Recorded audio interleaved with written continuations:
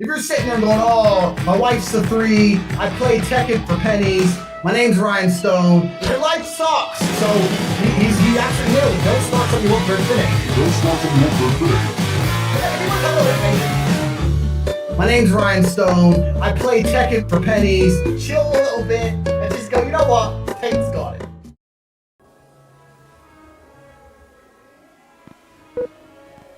$79T, 2458, Learning Corp, Little Red Riding Hood, take 1.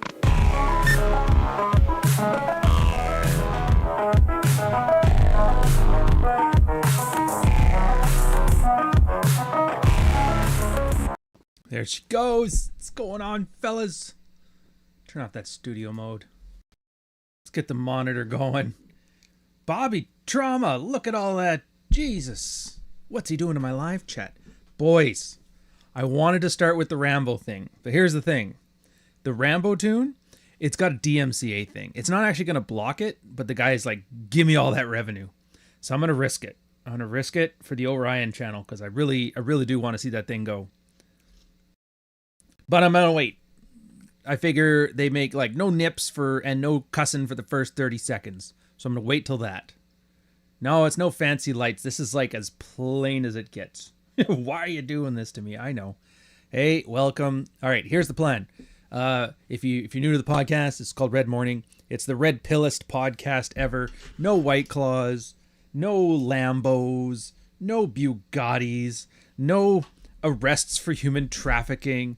I'm not going to get arrested for storming the Capitol on January 6th. I'm not going to go to jail for freedom. I'm not going to show off the F trophies for clout. We're just going to talk about things that affect guys and this neat little niche space that used to be cringe and unattractive and a low status thing, but effective, and has since formed into a cringe, low status, ineffective thing that kids just love. You want purple or turquoise? We'll see what we can do. Right now I'm sticking with the white. To be fair though, all you got to do is just wear some tinted lenses. For me it looks like a nice little lavender shade or green, or I don't even know. Can you even say anymore? So the plan. The topic today, if you saw it on the thumbnail, it's that it was always like this, referring to everything. Everything. If you're here, you're involved in all of this and you see it. It's all been here before. It'll all be here again. Everybody is talking in circles, and there's a small group of people who make a benefit out of it, which is great. I'll be dunking on the traditionals. I'll be dunking on the prawn stars, but not in the way you think. Dunking on the right wingers. I'd make fun of the progressives and all that, but I'm like, how do you, like, I'm chopping off my dick. How do you satirize that? How? I don't know. And then I'm like, do I really need to have somebody with a 3,000 word fucking screed in my comments? You don't understand. My dad was okay. All right. I don't want to have you etching Red was here too on the fucking balcony at the end of Shawshank. So just relax. That's a subtle reference for self-deletion. A little bit of Peterson, old Peterson love, pre-diazepam Peterson love, daughter, hey, can I get some of that clout, Dad? Sure, babe. Like a little bit before that. And then we're going to talk about the books Praxeology 3 and Praxeology 4. They are going to be volume 3 is going to be ready sometime this month. I don't know when. So once it comes back to me from the editor, I'll make any last minute revisions or changes I need to make, and then start the desktop publishing process to get it out there. Awesome. Volume 4 probably take a little bit longer. It'll be out closer to the early spring, maybe March. And then the new book, and this is the one I'm psyched about, but I shouldn't hype it yet. I should be hyping the first two before the third one. But yeah, it's good. So working title's The Dog Walker. But I've since gotten a little short list, and you guys will love it. It's my first foray into fiction for the Red Pill space, because you know the thing. Rollo was like, where does the Red Pill go now? Well, we got to start making things. He made Captain Save-A-Ho, and for the most part, people have just been like, no, I'd rather just yell at women on the camera, staring at an audience. slapping up Superchats like a fucking panhandler. So yeah, this is me kind of like, yeah, it's good. If Delicious Tacos can do it, if BAP can do it, why can't I do it? Why can't we all do it? Why can't you guys be able to sit down, read something in public for somebody to go, hey, what is that? And you're like, oh, it's this great book about this guy who's learning not to be a promise keeper. What the heck is that? Oh, you'd have to read it. And then they look at it and like, sure, I'll give it a read. Send me a copy. As opposed to, ew, you're one of those Andrew Tate guys. And you're just like, fuck my life. I don't want to be this guy. Yeah. So my goal is for you not to have to be embarrassed to say, I see this Ryan guy's stuff. It's pretty funny. He's the second funniest member of Rule Zero. Oh, wait, where is that? There it is. Hey, brother, what do you think is the funniest member of Rule Zero Squad? Now? What's your favorite comment joke of theirs? I think Ryan brings good laughs. He does. Ryan is like British humor. It's like Monty Python. And people are like, if you get it, you laugh your ass off. When you don't get it, you're like... Fuck Ryan Stone. People just don't get his humor. Who's the funniest one on there? You mean besides John Fitch? I think John Fitch is the funniest member of Rule Zero, but he's unintentionally funny. Or the robot dogs. The Sadie's robot dog in green and white. He's pretty surreal. And Cappy's pretty funny. He can be pretty funny too. Who's the funniest member? And I feel bad because it's like they eliminate low value people and the robot dogs. But in the Ukraine, they got these drones doing 200 miles an hour that have like AI detecting Russian uniforms. And they're like dropping grenades and bottles of water just to like either we kill them or we psychologically destroy them with that terror. And I'm like, oh, he was kind of right. So he's not so much the funniest member of Rule Zero as he is the most terrifying. Learn to fight. I can't fight a drone.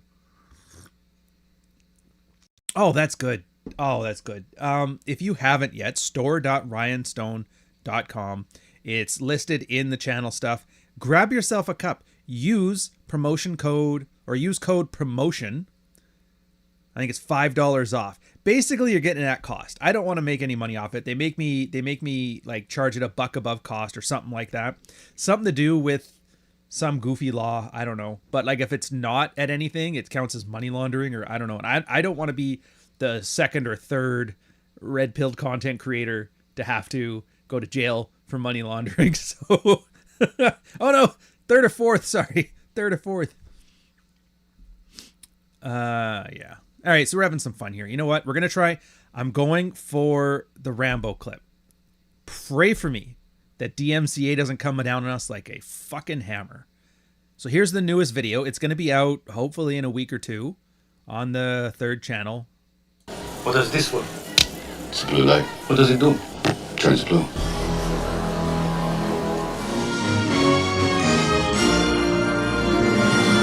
You love action, but hate pinko commies. What the?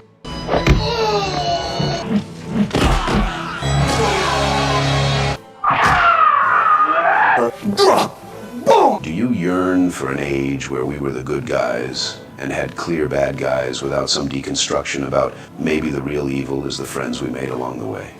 Simple and effective stories.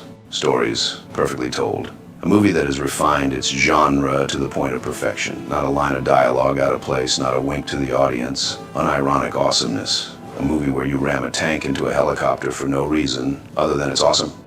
A movie that lets you know it's okay to bring a bow and arrow into a combat zone. Do surgery on yourself with nothing but a campfire and a knife. Well, I have the movie for you.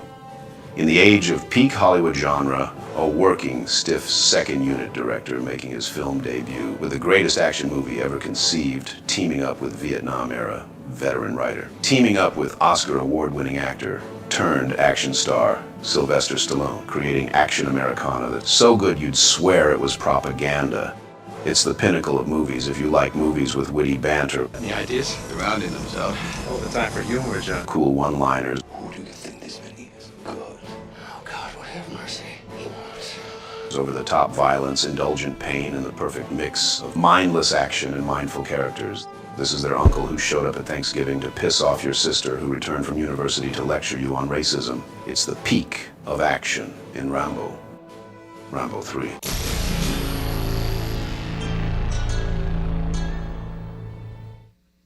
God, that's awesome. I want to go watch that now. I've watched it like 7 times. Jack doesn't know what Stallone won an Oscar for. He won it for Rocky. I believe it was the best screenplay for Rocky. That was his first one. You forget this. In the 70s, Rocky wasn't a hardcore action star. Yeah, there was violence in Rocky because it was boxing, but he wasn't an action star. He was, for the most part, like I don't even know how to describe it. It was a certain genre of 70s. I guess melodramas was what I'd call them. That's what it was. Because Rocky was the story about a guy who had wasted his life, got a one chance at making something of his life, and he refused to quit. Thanks to the love of a good woman. And there's a whole bunch of other stuff. It's actually a fairly deep movie once you get into it. Same thing as First Blood. Yeah, First Blood was Rocky or Rambo, but First Blood was not a war movie. First Blood was a movie based on like the societal fallout of the Vietnam War. So it's pretty good. Anyways, it's awesome. After this, we're going to go spend an hour and talk about Gattaca on there. I'm this close to monetization. So I am going to, I don't know if we're going to make it a regular thing. I don't know if we're going to move the podcast over, but for now, we're going to do a quick hour here and then an hour there. Anyways, back to the red pill stuff. Let me timestamp this because I would feel bad if I got somebody on here.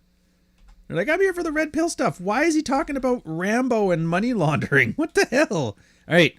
Timestamp, 12 minutes, start a topic. We're good to go. Ah, good. Where are the missiles? They're close. How close? In your ass. Urgh. Love that shit. All right. It was always like this. This place was always a shithole. It was. Red pill space. Oh, it wasn't. It used to be so much better when it was, and it's always wherever you were when you first found it, right? It was always better in the Reddit days, pre-election of Trump. And it's always better before when Myron wasn't in a studio, before he moved to Miami. And it's like, it was always better before that. And so it was always better during the Man in Demand things with Christian McQueen. It's like, no, it never was. It really wasn't. And I get it.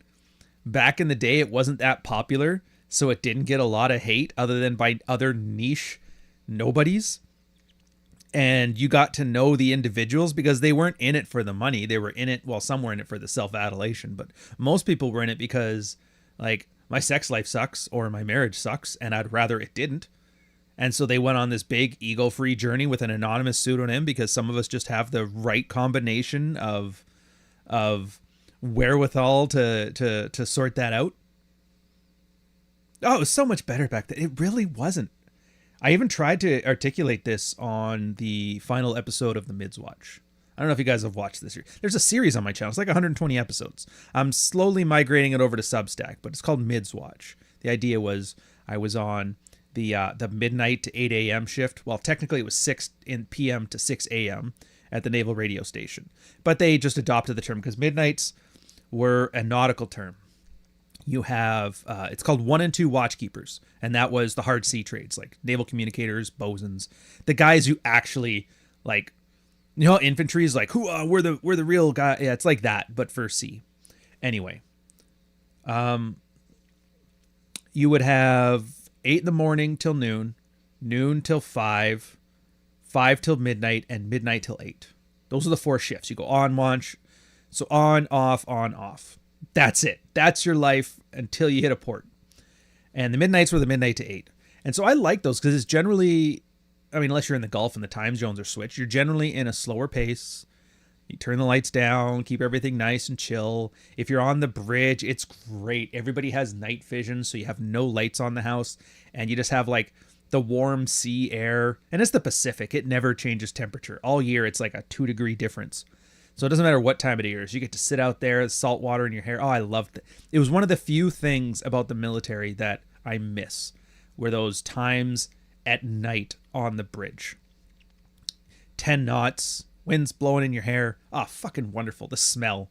It doesn't have that. It has the sea air smell, but it doesn't have that. You know when you go to Malecons or whatever, and it has that like dead fish smell to it. That's because everything near the shoreline dies off. But it's like none of that. So it's just great. Anyway, I was used to work there. I even bought a lava lamp in. My chief got mad and made me take it away, though. And I would study for university because I was grabbing another degree because I had a plan to get out of the military. And they always put on CBC Radio 3 because you weren't allowed electronics in there because it's top secret area. But the radio was good. To which I always ask, like, how come radio signals can get in and they're on the same HF frequencies as the stuff we're protecting going out? And my chief told me to shut up. Clearly, he's like, I want the radio. Don't take this from me, you stupid idiot. And it was always CBC Radio 3 would be the Canadian equivalent of like NPR radio. And I'm like pre-Trump derangement system radio. It was like pretentious. And the guy had always that soft voice in the dark lights. And, oh, we have this new down-tempo Apex Twin is, and I don't know, I loved the vibe, and so I wanted to bring it to that. Anyway, mid-watch. So it was about a lot of stories about, you know, Jack 10 and Ultimate Cat and myself and all these guys coming in with their individual issues. A lot of guys were just one and dones. So like, oh, it used to be better back then. You mean back when the guy trauma dumped his entire marriage onto your lap and asked, what do I do about this? And then just fucking disappeared before any of this stuff came to fruition? Yeah, right then, that was when it was great. Now, what about the time that Ultimate Cad was out there dropping wisdom? You mean the guy that was cheating on his wife with everybody in the neighborhood because he was so pissed off that she cheated on him and lied about it that he turned into an asshole, and she just happened to have the right amount of neuroticism to turn into the Stepford housewife because of it? That guy? Yeah, that guy. All right. You mean that other guy? The one that I mean, I can do this story all day. I was going to start mentioning that stupid idiot Daniel that ended up with like some Venezuelan cargo cult. He was some like California kid. His parents were Russian. He was trying to pretend he was a commie. It was the weirdest thing.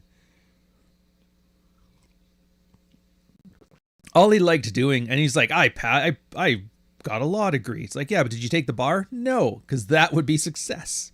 But I'd rather just brag about not being successful. And you're like, I don't like these people. So it was never very good. And if you look today, I bet you, in fact, I'm going to do it right now. In real time, we're going to do this. So I can show you exactly what I'm talking about. I'm going to type married red pill into the Brave search and the Google search, and both times, you know what pops up? Is it the Married Red Pill subreddit? No. Is it Ryan's videos based on those times? No. It is a Medium article. Married Red Pill, the soulless subreddit for men who game their wives. They're seeking connection through domination at the expense of gender equality. Written by Darcy Reeder, who, if you look at her face, oh my, yeah, she's exactly what you're picturing. Her pinned article is, I don't understand straight people, even though I'm married to one. Sounds like an angry lesbian with a husband she doesn't like, but whatever. Anyways, it's I mean, you can read it if you want to. It's mostly just babble. I hate men. They're a bunch of fucking assholes. My dad never bought me a pony. Insert whatever you want into there. So that was the most popular thing. And this is not just like that one example. If anybody knew anything about the Red Pill subreddit, it was because of this Netflix serial killer show. I can't remember the name of it. It might have been on Mr. Robot even, but I don't remember. But the guy's like, I'm a serial killer hacker extraordinaire. And he gets online. What's he doing? He goes straight to the Red Pill on subreddit. He's like, yeah. And then the guys would post that like, dude, my article about how to get laid like a warlord is on Netflix. And he's like, what? Look, like, holy shit. It was funny. And then all of a sudden 50,000 people would show up and, oh my God, start rubbernecking. I can't wait to watch them talk about, you know, murder and graping. And then you're like, all right, slow down. Because if you read the articles, it's mostly just what's the word I'm looking for? There's some like pretentious CBC Radio 3 words. Salacious? Hold on a sec. I got to be smarter here for a second. Salacious. Appealing to or stimulating sexual desire. Characterized by or inducing sexual desire. Lustful. A salacious wink. Exactly. So they'd have some salacious title, like how to get laid like a warlord. And then in there it'd be the most like, it'd be kind of, I don't want to say bland pablum, because sometimes there was useful stuff. Hey, but you guys have already seen all that. That's the problem, is like now it's so percolated through everybody online at Talks, is that, oh, the workout, constantly approach, don't worry about rejection. This is like, whatever. What am I, a baby? What is this, pick up for babies? And you're like, it was now. It wasn't then. You're fucking welcome. Yeah, a lesbian librarian. That's actually a really good way of put it. Anyway, so it wasn't very good. And then there was always like, when it was a slow working day in gaming journalism, your Brianna Woos and your Sunita Arkeesians would be like, these guys are fucking assholes. And they'd get a ton of media attention. Jezebel and Kotaku were like, oh, wow, fuck these guys. Daily Beast. Oh, this was kind of the beginning of the end, by the way. So Trump was about to win, and everybody was losing their goddamn minds. It was 2016. It was a dark and stormy 2016. It was horrible, man. Oh, dude. Everybody was like, we have to stop the evil empire. Come on, rebels, get the princess. You're like, fuck, what? And I remember Daily Beast, which I don't know much about them other than they're a piece of shit magazine or rag or whatever you call them. I think it's like Drudge Report for liberals. I don't know. I'm not American. I'm guessing here. You guys tell me. And they did a doxing. They doxed the creator of the Red Pill subreddit. Red Pill School, PK Atheist. His name is Robert Fisher, and he's a New Hampshire. I don't know how American politics works, but it was like a very low level position. It wasn't like an ombudsman, but it was something like that. Like he wasn't I don't know what the Americans just translate it from Canadianese. He wasn't a member of Parliament. He wasn't a member of the Legislative Assembly. He wasn't an MLA, wasn't an MP. He was something below that, but not far. Anyways. So they grabbed him and they doxed him. Like, this is the guy that talks about women. Can you believe it? And they did the same thing they did with Roosh. They didn't actually say his positions are garbage. He broke the law. They were like, look at him. He's fat. Look at his face. Look at the jowls. He must be a fat guy. Talks about working out. Doesn't work out. Look at his hobbies. We found his Tumblr page. It's full of EDM music. And he's wearing Nintendo t-shirts. What a fucking loser, am I right? Think about all those things he said to Whammon. Anyway, so they booted him out, and he like all that shit got hoodwinked, and then Reddit was like, dude, our non-existent IPO. So they quarantined the Red Pill, they locked everything down, and then the free speech warriors came out, and it's like, you can't defend free speech unless you decide to be the worst caricature of World War II artistic painting scenes that you can possibly think of. One man single-handedly managed to alienate anybody of any talent from the place by just, like, everybody's like, I don't want 18 swastikas every time I write a fucking field report. I'm out of here. And so then it was gone. But it was, yeah, so this is the better time? No, it wasn't the better time. A lot of guys got some benefit out of it, but it was never a better time. This is one of those things that I'm just like, you guys can't wait for this to go mainstream. I can't wait for this to get popular. It's like, no, you don't. No, you don't. It's never going to be popular. You don't want it to be popular. You want it to be niche. You want it to be obscure. You want it to be quiet. And it's for two reasons.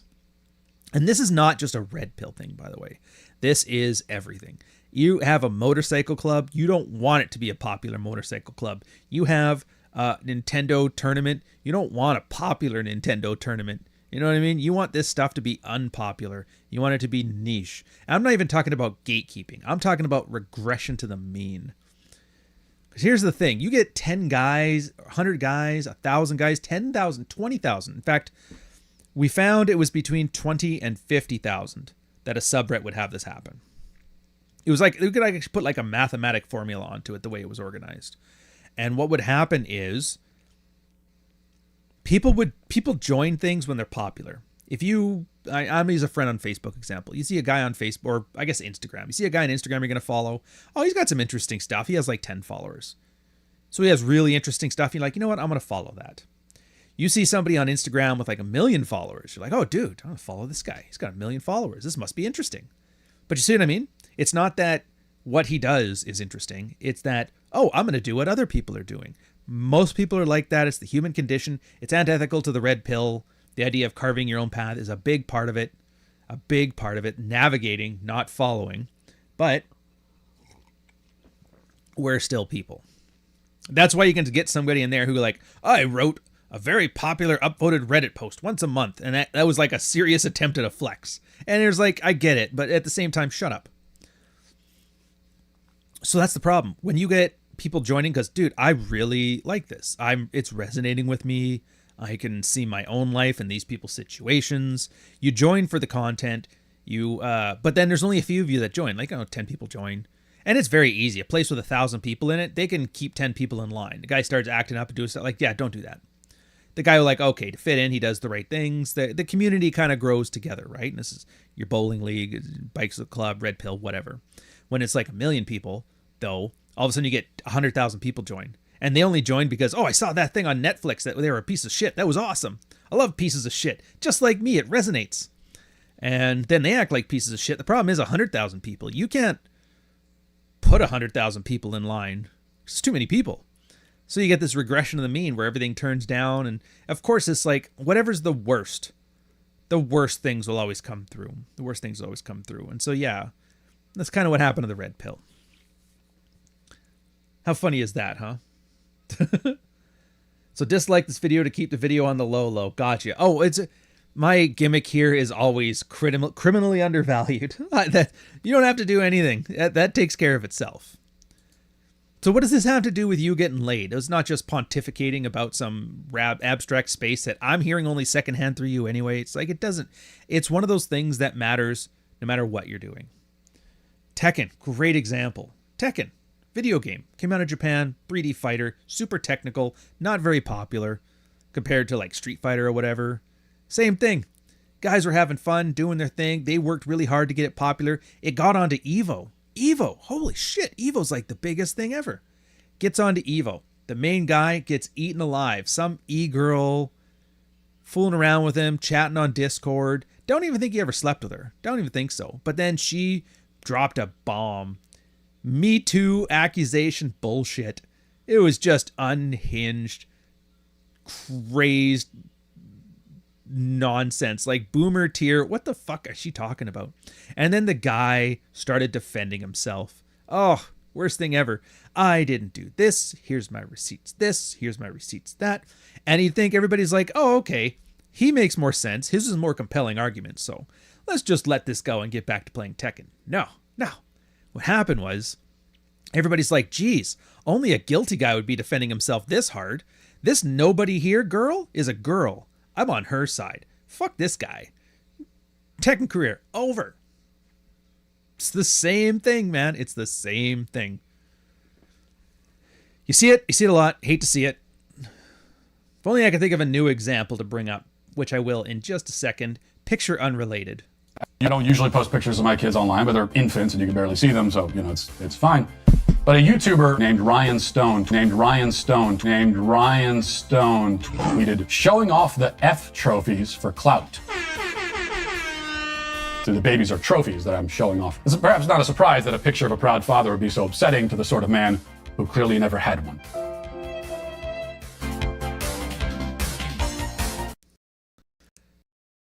I was talking about this on the RAR Squad chat yesterday, and it's funny. It's politics, but I don't find the politics part of it funny. I don't really find it very interesting. I find the sexual dynamics part, and I think this is like a good thing for you guys too, because I don't know what you guys do. I know there's lawyers in the chat. I know there's doctors in the chat. I know there's military officers in the chat. Like a lot of you guys are pieces of shit, but a decent amount of you guys are pretty fucking switched on. So this is the kind of thing that I think this is for you. This is for the best of the best of the pieces of shit. So the whole gimmick right now in the States where we're going to take back the West. It's kind of like the alternative underground right wing. The neocons are stupid. We're the real right wing. It's kind of like that 80s thing where it's like the new right and the Breakfast Club was like, yeah, Reagan. It's kind of like that. Anyways, so they made this thing called the Manhattan Institute. And there's this guy, Chris Burnett, who I follow because he talks a lot about Canadian immigration, which, as you know, I'm a huge proponent of not having it in its current state. Check out my Twitter for more. I don't want to get banned by by Mr. Singh, the president of YouTube, so I won't say nothing here. And it's one of those usual things, right? Like it's mostly just infighting and everybody else calling each other Jewish, which I'm like, Is that the worst thing that could, like, whatever. It's your fight. You do it. I'm not caring. I just like watching people spurg out that aren't red pill because it makes me feel better about my choices. Thank God. They're pieces of shit too. So they hire 2 new reporters. Oh, they fire the Chris guy, mostly for stepping on a line, not being social and not going with the club. Fine, whatever. They hire 2 new reporters, some chicks named Christine Buttons or something. I don't know. It was like, I was weird. And I look, I'm like, and everybody's like, oh, she's actually a closet liberal. It's like, well, we got to forgive and forget. She might write good right-wing stuff. And I just thought about it. I'm like, I bet you the guy who's in charge, what's his name? Chris Rufo. I bet you he's got a crush on her. There's no way he doesn't. And then it comes out, oh, she used to do fucking pornography and everybody's mad now and yelling at the whammon. And I was like, it serves you right for getting successful because that's just what happens, man. It's just what happens. If you guys run anything that gets successful, women will join it. It's because women don't want to like build something from the ground up. And I don't mean this as a slam against them. It's just, it doesn't interest them. And I don't blame them. It doesn't interest most guys either. But some guys I want to do something new. I want to build something. I want to make my mark on the world. And they do. And it sucks. And it's shirty and it's nerdy and whatever. Red Pill was another great example of that, but I mean, I'm trying to use other examples here. And then it gets a little bit of success. And then the guy has a little bit of clout. Sometimes it just does take pixels on a screen. Wow, 10,000 followers. That's pretty good. Even my girl was impressed. You got 10,000 followers on Twitter? Like, yeah. That was when I was starting this as a business. I was like, you know what? I'm not going to bother looking for a new job. I'm going to try this out. And she's like, I saw you had followers on Twitter. I'm like, you know what? Fuck it. He seems to know what he's doing. And that was it. 6 years ago. Here we are. So yeah, this is going to play out, and I'm kind of interested in it from a sexual dynamic. So he's either going to try to sleep with her, use his clout, which back in the day, that's the whole purpose of having status, was to get the whammon. But now whammon have this new tool, the Me Too tool, where she can nuke his career. So what I'm expecting is one of 2 things. One, he makes his move, tries to sleep with her, she shoots him down, and he fires her from this thing. And then she pulls a bunch of shit there, and, the brand goes down. Or he tries to sleep with her. He does sleep with her. She weaponizes it against him as a Me Too thing. Kamala Harris is her way up to the top of the right-wing journalistic underground thing. And I just you hate to see it. And you're like, this doesn't happen everywhere. It does. Think of it this way. Every girl in their right mind thought Red Pill was ridiculous. Fresh and Fit gets 30 grand in Superchats. All of a sudden, the hoes are coming out of the woodwork. Hey, bring me on your podcast and kick me off, baby. I'll take your White Claw. Yeah, I got an OnlyFans account. Let's talk about Christian fundamentalism. It's like, come on. Girls don't give a shit about this. Those are and those are just hoes. Of course they're hoes. Hoes are the ones that are selling hoe. If normal average girls were selling normal average girls, they'd be on Fresh and Fit too. Oh, can I have my White Claw with club soda? I don't like my drinks too strong. Let's sell my Etsy store on fucking...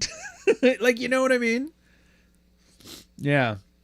Men need to learn to stop giving ground when it doesn't matter. If you use manufactured outrage, you won't be giving ground until you got nothing left. It's more than that. Green light. Dude, there's a name from the past. It's good to see you again, sir. I hope you're smoking meat. It's not about men need to learn this. It's not about men should do this. I'm not making a moral claim or a call to action that guys need to do this, that, or the other things. I don't give a fuck about that. And look, the guys have been talking about how they need to do better since, as far as I know, the mid 70s with Herb Goldberg's The Hazards of Being Male. You know what changed? Nothing. No guy ever did better because these, on some level, they're not conscious choices. They're biological drives. Men who can't get laid will sneak and do all kinds of fancy things to try and overcome that deficiency. And yes, that includes if I was a really good writer, but the chicks don't like me. So I'm going to make an institute that does news reporting. And then when he gets famous, I'm going to hire me a porn star because then she'll have to love me. It's this, guys just have these covert contracts. Men just need to learn. Men ain't going to learn shit. They're not going to learn shit. They're going to sit there and they're going to ruin everything. And you know the worst part is that you're going to get a bunch of guys that are part of that institution or the Red Pill or anything. They're going to be part of something. They'll be like, man, I love your vision. I'm in it. Let's do it. I'm in it to win it. There is a reason that the last chapter of Fuck Files is called Thirst is the Worst. And it really is. So I don't feel bad for the Rufo guy. I don't feel bad for Chris Burnett. I don't feel bad for the porn chick, which, I don't know, I call her Jenna Marbles, but it was like Buttons or something. It doesn't really matter. I don't feel bad for any of them. I feel bad for the other guys that were working for that organization who truly believed in the cause, watching their boss throw it under the bus for just a whiff. Just a whiff. You can even, that's such a popular and common cliche. They manufacture that shit for reality TV. Can you believe that? There's my girl's a big fan of that Love is Blind show. I'm sure all your girls are a fan of it too, and you're just kind of sitting there on your computer watching me, and she's got Love is Blind playing in the background, and you just it's like, if you ever wanted to just be angry and not know why, just have that show on in the background, and you're just like, why are you so angry? It's like, I don't know, but I fucking hate these people. They're the worst people on earth. But it's not scripted, but it's highly edited to make a narrative. So it's kind of scripted. It's wrestling scripted, you know? It's wrestling scripted. And you watch it, and it just looks like every example. It doesn't matter. The girl can be like, there's one girl on there. She was fat and she was nasty and she's just a bitch. I made you a man. She used to say shit like that on it, and everybody hated her. And then she gets on the show. She took Ozempic. She's thin now. And then the guy's like, yeah, I was just tired of being called a bitch, so I left. And that's okay. He didn't say anything bad. And then she's like, yeah, I'm a bit of an asshole. And then it just turned into like 5 minutes of shitting on the dudes for actually being a bitch. And I was like, oh, I get it. This is the part where the girls get to just yell at men for 20 minutes. And I was like, oh, fuck. And then it's like, we're just geared that way. Like, women always prefer women over men if they have a choice. It doesn't matter if you're in the right or it doesn't matter if you're in the wrong. If women have a choice between defending a woman and defending a man, they will defend the woman. Even my woman, probably your woman too. Unless you got a really good like structure between you two where she takes your side over other people's side, ride or die kind of shit, then yeah, she will too. And guys, for the most part, will also do that because guys want to get laid. And guys want to impress their woman by showing how good of an ally they are. Well, my political party's men won't. Yeah, yours too, man. Yours too. For every guy that defended the piece of shit on Love is Blind because his girlfriend likes the show is a guy who defended the cake tits chick because Trump is going to win. So it's like, don't pretend that you're better than this. You're not. Nonstop Dre, $2 super chat. It's not gatekeeping. It's couch keeping, coach. Well, thank God you noticed that. So what's the takeaway from this? Because this is like fairly abstract and it's reality TV and it's like some Donovan Sharp shit, right? Just understand the circus for what it is. It's like it's a bit of an absurdist take, but it's really the only sane take is to accept the absurdity of it. If you're in mixed company and there is a girl and there is you and she is fucking insane, don't pick a fight. Don't take the bait. Laugh that shit off. There's a reason Agree and Amplify, Cocky Funny, Amuse Mastery, Fogging, Negative Inquiry, and Negative Assertion exist. It's specifically to help in those kind of situations. I know for a fact every one of you guys in your college years thought it'd be really fun and I can win over the crowd with facts and logic against this drunk psycho chick, and they all took her side and kicked you out of the bar and you're like, what the fuck was that? Well, that's what that was. Sisterhood Uber Alice or Ales or have you, who's Latin? Hey, we got Dave, we got Chad, we got the whole goddamn group in here. Anyways, so that's it on that one. I don't have like a summary. I think you guys know the summary. I'm gonna do the next point. Let's make, actually, you know what? Let's sell some books. From the author and content creator that brought you the heartfelt, the F trophies for clout, the 6-foot-tall Tate, and the not funniest member of Rule Zero, Volume 2, Dread. So I know a lot of people say, why are people like this? Why are people stupid and insane and emotional and all this stuff? And we all are to some extent, but you know what I mean? The ones that are like clearly like underdeveloped. And the easy answer is, they just want to be entertained. They don't want to learn anything. They just want to be entertained. They want to be entertained. And it's like, that's not really good enough, you know, because everybody wants to be entertained. But why this entertainment? Why is this the entertainment? Why is a story of a fledgling Vice News for right-wingers mostly concerned about which one of their characters wears small hats or not? Why are they so concerned about a porn chick? And why is this the biggest story du jour? Why are we sitting here and the funniest thing I can do is tell you a story about some chick who went on to the White Claw Power Hour and got kicked off by some Ohio fed Somali guy pretending to be hood? Like, why is that our specific choice of this is the entertainment I want to clap like a seal to? Generally speaking, though, the reason is narratives. What do you mean narratives? It's narratives. Look, things are moving fast now. They are. This is, I would argue, the first time in human history that the generations don't know, like they aren't operating from the same, I don't want to use some fancy, stupid nerd word like schema or whatever. They aren't in the same playbook. We'll go with that. That's football. I like football. I mean, I don't, but I like talking about football more than schemas. The boomer, like the greatest generation, World War II, they grew up and like, we got a fridge. Holy shit. And that was their big coming of age thing. Like they listened to the baseball on the radio, and then the baby boomers were raised after the war, and all they knew was like, dude, no war ever. Everybody just gets along, man. Like everybody who survived is just peaceful. They don't want any war. That's great. There's a reason they didn't want any war, and that's probably because 100 million people got murked 10 years before you were born, sir, and maybe they're just tired. I don't think I want to have any more people burning my village down, thank you very much. And then they're like, yeah, like a hippie. And that's how they got television, and they're like, wow, cowboys and Indians, this is the greatest thing ever. And then they had their life, where the most sophisticated thing was like a movie about a BB gun. And then Gen Xers were raised being completely ignored. They raised themselves. They were feral children. And they kind of saw MTV and like cable news and satellite dishes. So they were kind of like the Nintendo 8-bit generation to Super Nintendo, from like satellite TV to the internet. Does that make sense, the reference? And then millennials were the first ones. It's like, here's the internet. ASL. Age, sex, location. Holy shit. This is amazing. I can talk to somebody. I can send somebody words. They can read it at the bar on my flip phone. And then the Zoomers are basically raised in like technical dystopia. They're like, wow, what's cyberpunk? For me, that's just a Tuesday.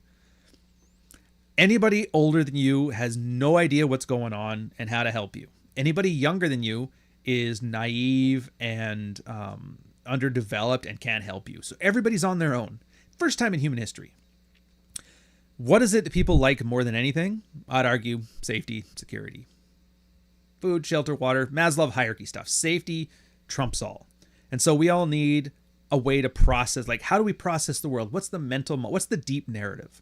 And that's ultimately a deep narrative. Consider a deep narrative a collection of mental models, an underlying story that allows you to develop the mental models that you need to anchor your decisions in your life. Like there's mental models, and that's like, what would Jesus do? All right, this means be nice to this guy, open the borders, whatever. But that's not like, that's good for like individual scenarios, but you're thinking more of like an underlying worldview, deep narrative. Because people think in stories. Our brains, since caveman days, we've always thought in stories. Language was one of those moments, like language and soap was like the big evolutionary things. Being able to cook and digest meat, I think that was another big one. But you know what I mean? There's certain milestones that the human beings hit that really, really upgraded our ability to get shit done. Nonstop Dre again. When Couch gets to 1 million subs, he'll show his harem. Dude, when I get to 1 million subs, I'm going to start doing Raid Shadow Legends advertisements. Fuck that. Forget Tim Waltz, Ryan is there. Fuck you, Dave. Fuck you. But narratives. We all want to understand. Everybody wants to understand what's going on. They want to be able to process the world. They want to know, okay, I get it. Things can change, but I know what's going on. And so we all develop narratives. And that's what you're watching right now. Everywhere. Everybody has their own narratives. Like, the what's his face? Scott Adams. Everybody's watching the same movie or two different movies on the same screen. That's because we're all trying to develop our narratives. We used to have singular narratives. When things move slower, we could all kind of like as a community, kind of slowly coalesce onto a good enough narrative that allowed us to live our best lives, whatever the fuck that means. But that doesn't exist anymore. So everybody, there's like hundreds of little narratives. It's the balkanization of social beings. Some people are like, oh, Trump is the second coming of the Austrian painter. And other people is like, Trump is the God Emperor. He's our only chance to not get overrun by migration. And other people are like, you know, feminism is going to create equality and everything's going to be great. And then other people are like, you know what, we need nuclear power and techno-futurism. Elon's like, we're going to go to Mars. Like, everybody has kind of like their idea about what the human species is going to do. And and some people are doubling down on Jesus. Other people are doubling down on Islam. It was actually pretty prophetic when the book Dune said that all of a sudden we gained like the ability for international like warp drives and all that shit and super technology and AI. And then what did we do? We fell back to religion because we didn't have the ability to process the direction the world was going in. So we murdered all the machines and we became like techno-feudalists. I was like, that's pretty interesting. Yeah, or there's a 4chan post that was actually a really good example of this. Back in the day, it used to be, I like fucking toasters. And then everybody would call you weird. And then you would grow out of it and just become a normal person. Nowadays, you could be like, oh, I like fucking toasters. And then you find a toaster fucking community where like the 300 people on Earth talk about fucking toasters all day. And now you're just a toaster fucker and that's it. And you don't fit in anymore with anything other than your specific online community. So you just live there. That's where we're at now. Except for instead of toaster fucking, we have, you know, everything else. I'm assuming they're there too. There's no way they're not. There's those breatharians, so anything's possible. And I get it. For the normal guy, this isn't going to matter too. For me, it's just like, dude, I just want to meet a girl and get laid. Like, that's true. That is true. How far are you willing to go? And this is kind of where the red pill offered, I think, a good. It was subtle. It's not direct, but it offered like a narrative. You know, it was a useful narrative, and this is why I keep telling you guys, red pill has never been about truth. It's always about utility. Is this useful or is this true? It's like, who cares if it's true? Do you know what's true? If you really want to talk about truth, men sacrificing themselves at all times for women in hopes of having kids. That's it. That's about as true as the human experience gets. You sacrifice everything, give her everything she needs, give her as many kids as she wants. She wants to leave you and divorce, make sure they're taken care of. That's how the human species survived in the era of 200,000 BCE to 2020 80, and then COVID hit. and everything got ruined. Yeah, so useful. You know what's useful now? In like a pure game theory sense, being ruthlessly selfish. It's absolutely useful. Learning that laws are only as useful as their enforcement. That's useful. Learning how not to take unforced errors. Go to jail for January 6th. Pretty useful as a skill. Learning that what you think is moral and good and what you want and what girls think is moral and good and what they want are different. And that if you want to appeal to women, you know, insofar as you want to get laid, it might be good to take into account what they actually want as opposed to what you want to give them. Really? You want to appeal to people that have something you want and some kind of like mutual beneficial exchange? Yeah, kinda. Sounds awful libertarian. Whatever story you got to tell yourself, man. Doesn't matter to me. That's actually one of the themes of the new book I'm writing, where the guy... That's why one of the working titles is The Promise Keeper, but I don't like it, and that's not salacious enough. I'm using that word all day now. Because the guy was raised... His name's Rex. Working title name is Rex. I might change it, but... Rex's dad or stepdad was abusive, according to his mom. And she complained and she complained. He's like, I'm never going to be like that. I'm never going to do that to anybody ever.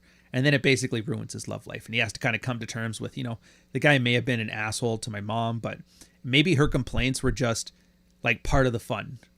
She liked having an asshole. She found an asshole attractive, and then she gets to complain about him afterwards, so it's not her fault.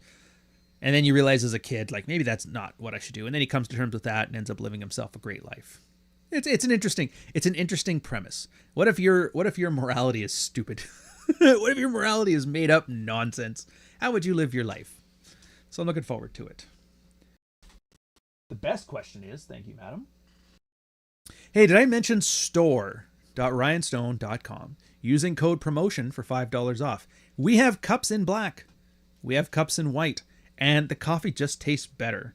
It's like a nice aerated porcelain. It's like classical, old school ceramic masterclass. God damn, that's good. Yeah, you get a cup. If you want to support the channel, just don't use a coupon code. If you just want a good cup, use the coupon code. Put your money where you want it to go. I don't need it. I'm here for you guys.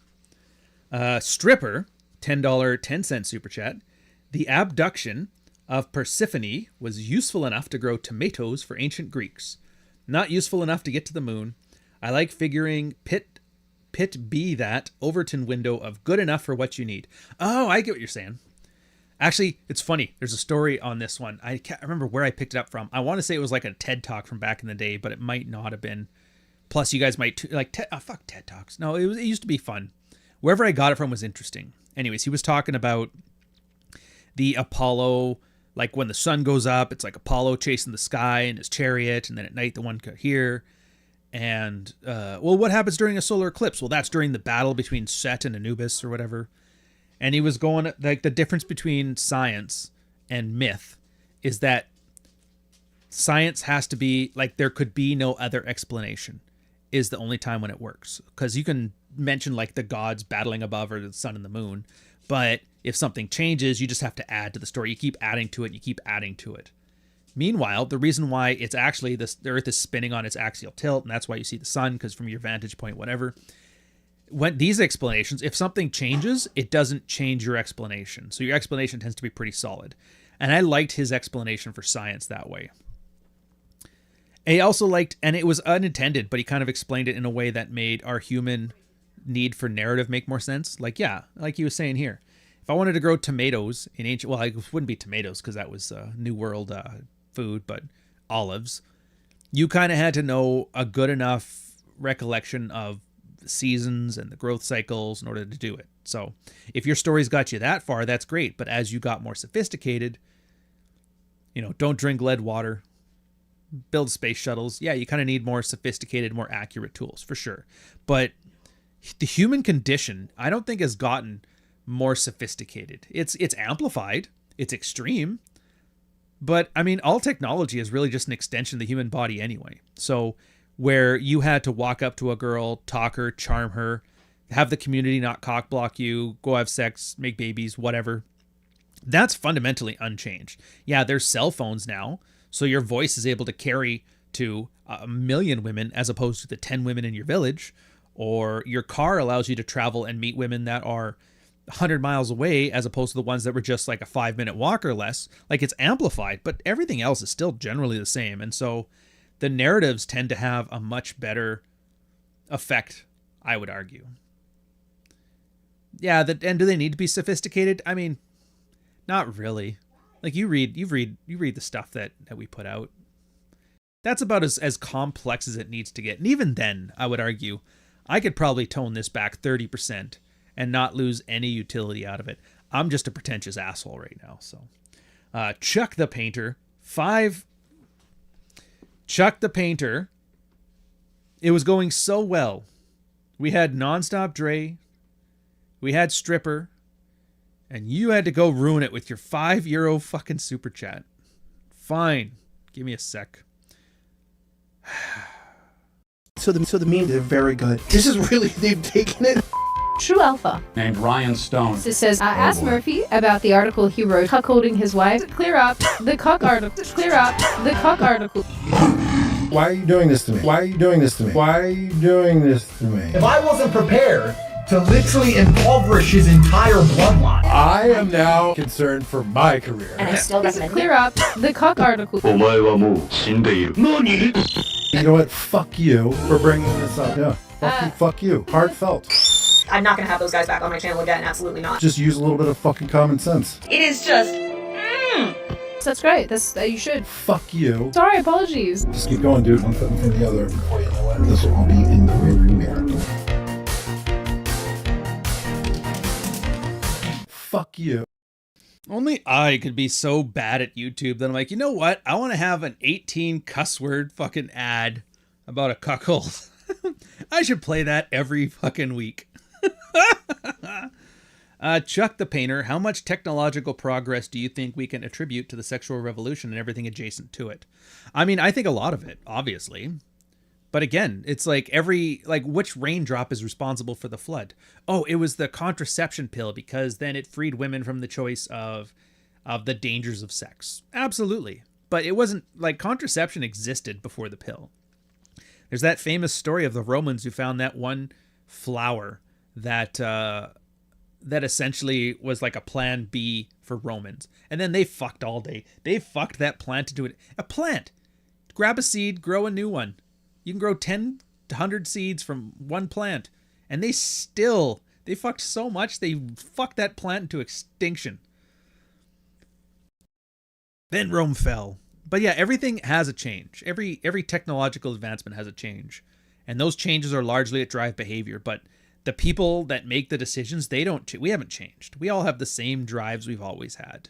They've never changed. I don't think they're going to change, at least not in our lifetimes. So all the technology does is it either amplifies or diminishes our ability to act on our instincts. And that's really the purpose of narratives, I find, is to explain that change in a way that our brains can comprehend it. Nonstop Dre, $2 super chat. Coach, 90% discount code is heartfelt. Dude, that's actually not a bad idea. Except for I'm pretty sure Sydney Watson would DMCA me for, you can't use heartfelt in merch. Damn it. Bobby Trauma, keep the change, $2 super chat. Oh, thank you very much, sir. See, Dre and Trauma figured it out. None of this $5 bullshit. Chuck the Painter again, €2. Here you go. Make 7, you greedy bastard. Well, it's too fucking late now. The Murphy has been unleashed. You're forgiven, obviously. Obviously, I have to, but I'm saying at the same time, fuck. The old Vaquero, €5.99 super chat. Yo, Ryan, you ever looked into sexual appetite and iron deficiency in women? Much love, your ADD coach from Nepal. Oh, that's right, Nepal. I vaguely remember when you had that old Nepalese currency and I had to look that shit up. So I'm like, what the fuck is that? It was some weird, like, squiggly S. It was like, this is a sign for peace on our planet. Well, here it's an S. I mean, I've obviously looked into it. You can't be red pill for any length of time and not. But iron deficiency is something totally different. It's, do I even want to tell this story? All right, it's in the book anyway. It's in Fuck Files. I talked about it. There was this chick. She had anemia. And obviously it's because of the women's menstrual cycle. That's why they have iron deficiency. They lose a lot of blood every month. And so it causes iron deficiency in them. Yeah, it was like the worst girl I'd ever been with. She'd last like maybe a minute. And then she started convulsing, like, don't touch me kind of stuff. And it was the worst experience. And she was a horrible person too. So like, you know how like everybody's like, oh, there's balance in the universe. If you're ugly, you're a really good personality. If you're extremely attractive, you're really bad in bed. No, she had none of that. Like she was easy on the eyes, but that was it. Everything else was just horrible. Horrible person. But yeah, that's why if you don't know this, whenever you grab multivitamins, there's male and female multivitamins. Because for guys, they take the iron out of all of our multivitamins, and for women, they add it. And if you start having women multivitamins, you'll end up overdosing on iron, which inhibits... Oh, I'd have to look it up. I want to say it inhibits our ability to intake copper. But don't quote me on that. But it does something. So that's always the effect with a lot of the minerals. Like most vitamins, there's water-soluble ones, like creatine, water-soluble. If you eat too much creatine that your body can't absorb, you just piss it out. It's whatever. But for a lot of the other, like the oil-based vitamins and for minerals, your body it takes a lot longer to process. That's why there's, if you take up too much vitamin A, it causes like liver spots and shit like that, right? So yeah, you don't want to do that. But yeah, so I've looked into it. Like, how far do I need to look into it though? What is it I need to know? I need to know why I shouldn't take a woman multivitamin. That's good to know. I don't want to overdose on iron. Cooking with cast iron pans and eating meat, you're going to get enough anyway, so you don't need it. But you see what I mean? That's how much I need. And as far as sexual appetite goes, I've been a huge fan of female sexual appetite for most of my adult life. I found it's best to do field work on that one. I try not to get too academic on it. Like, I'll occasionally do research, but everybody thinks that you can get addicted to research, and I disagree. What the fuck's he talking about? You know what I'm talking about. Shut the fuck up. And somebody else was asking, actually, you know what? King Rob first. $5, 1 cent super chat. I'm just here to piss off Couch. You're not, though. $5, 1 cent super chat. I have not done that yet. It's the greatest thing ever. Yeah. 1 cent. Rob, how could you ever piss me off? You're awesome. Unlike that stupid other guy. Yeah, I'm looking at him right there. 360 no scope motherfucker. Yeah, we're going to go stream on Orion after this. Let me just finish off my thoughts here on the narratives and that. So, to sum this up, and here's the last part of it, is that the problem with narratives is I can't just give you a narrative. It's a collaborative process. It has to be. That's how the human social thing works. For most content creators, they don't understand the way the audience works. 90% of people who have ever seen my stuff, I don't know who they are. I've never seen their account name. They've never commented. They've never super chatted. They just buy a book. They read my stuff. They watch this thing and they shut the fuck up. And I never know they exist. And that's fine. If that's how you want to ingest it, that's great. If you want to engage, that's fine too. But you engagers are like 10% at best. And for a lot of guys, here's the problem too. Who feels the need to engage with stuff? I mean, there's normal guys like you. But if you were to go on like a Rolo stream, for example, fucking unhinged. I like Rolo, and I like most of his audience, but the ones that are in that chat typing furiously, they're fucking insane. So for a lot of content creators, and this is why I like Rolo, he's on Substack now, by the way. You guys got to get on there because he's kind of gone back to nuts and bolts, and he's stopped listening to his audience, and I think it's just fucking wonderful. He's back to true form. It's great. But what's he doing? A lot of people will listen to that 10% of unhinged people, and it kind of derives them. So then basically the worst people that have no business setting the narrative are now setting narratives. And this is everywhere.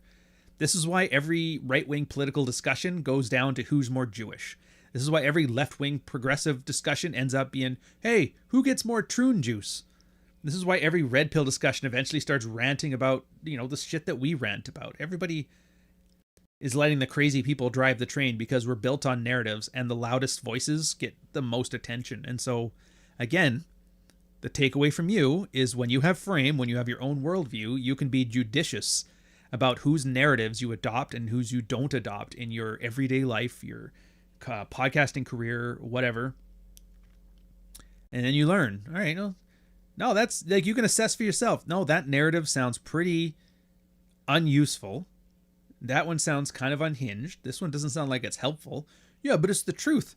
Yeah, I'm okay with that. You go ahead. Good luck on your truth, sir. I'm just going to keep my job. I'm going to continue to sleep with my, girls. I'm going to go get married. I'm going to go settle down. I'm going to do whatever it is I'm going to do.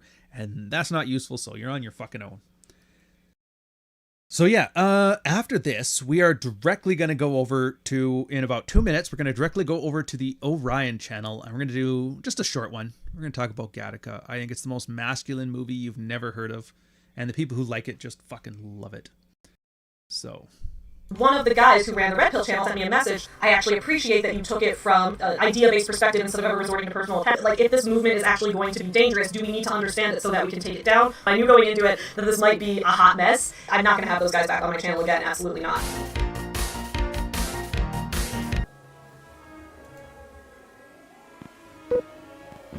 '79T 2458 Learning Corp Little Red Riding Hood, take one.